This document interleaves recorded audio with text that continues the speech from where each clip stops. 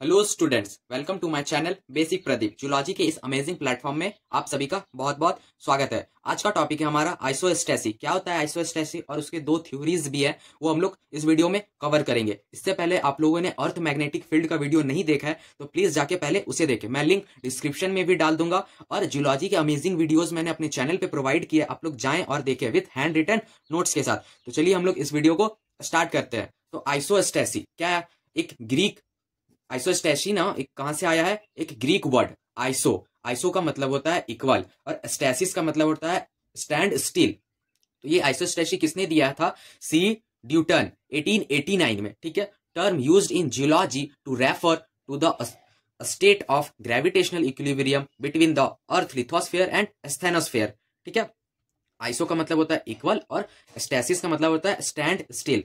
मतलब equal stand में अगर कोई चीज खड़ा है तो उसे आइसोस्टेसी बोलते हैं। जैसे उसका जो बेस होगा वो इक्वल होना चाहिए। ठीक है। और किसके किसके बीच होना चाहिए? ग्रेविटेशनल इक्विलिब्रियम और अर्थ लिथोस्फीयर और स्थेनोस्फीयर। लिथोस्फीयर और स्थेनोस्फीयर कहां पे पाए जाते हैं? तो मेंटल। ठीक है।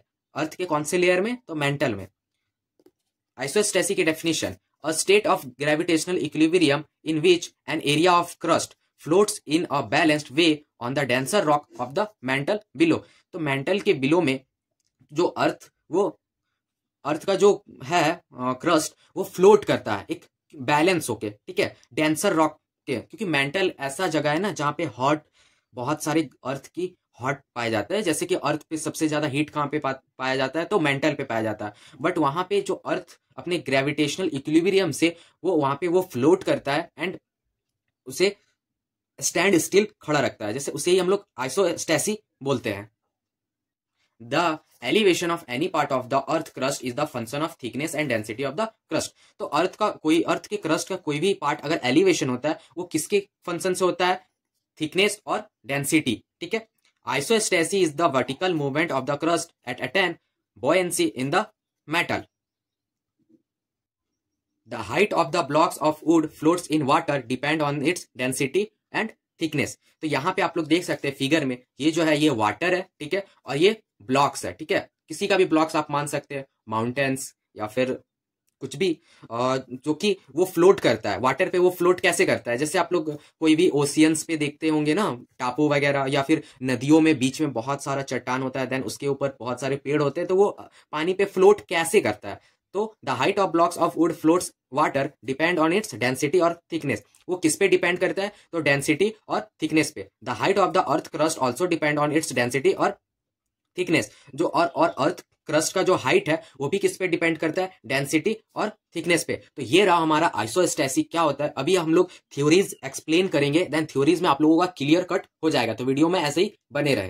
देख सकते हैं यहाँ पे हाइपोथेसिस ऑफ आइसोस्टेसी। तो टू हाइपोथेसिस होती है आइसोस्टेसी की, एक प्रैट हाइपोथेसिस एंड एक दूसरा है एरिज हाइपोथेसिस। तो ये दोनों साइंटिस्ट के नाम पे रखा गया है। ऐसे ज्यादातर हाइपोथेसिस तो साइंटिस्ट के नाम पे ही रखा जाता है, बट इन दोनों साइंटिस्ट ने क्या बोला है चलिए हम लोग पढ़ते हैं। Pratt suggested that the different height of mountain were due to blocks of different densities floating at the same base level. This idea can be insulated with the help of figure. आप लोग यहाँ पे figure देख सकते हैं। तो Pratt ने क्या बोला? जैसे ये जो ब्लॉक्स है वो फ्लोट करते हैं ना, तो ऊपर ये इसका जो बेस है वो सेम होता है। प्राट ने ऐसा बोला कि माउंटेन्स के जो नीचे का बेस होता है वो सेम होता है, बट उसका जो अपर होता है वो सेम नहीं होता। ये माउंटेन्स ऊपर नीचे ऊपर नीचे ऊपर नीचे। ठीक है। लेकिन उसका जो बेस होता है वो फ्लैट होता है। आप लोग यहाँ पे देख सकते हैं। और ये फ्लोट कर रहा है। ठीक है। उसके बाद एरिस ने क्या बोला है? Airy considered that the different height of land masses were due to blocks of different thickness and the same density floating at different depth. ठीक है।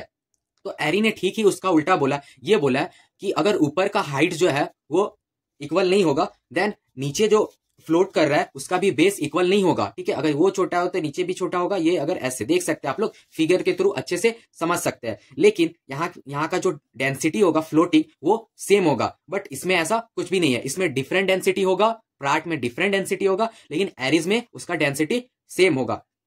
तो आज का टॉपिक हमारा यहीं पे खत्म होता है। और जियोलॉजी के इंटरेस्टिंग वीडियोस के लिए मेरे चैनल को सब्सक्राइब कर ले।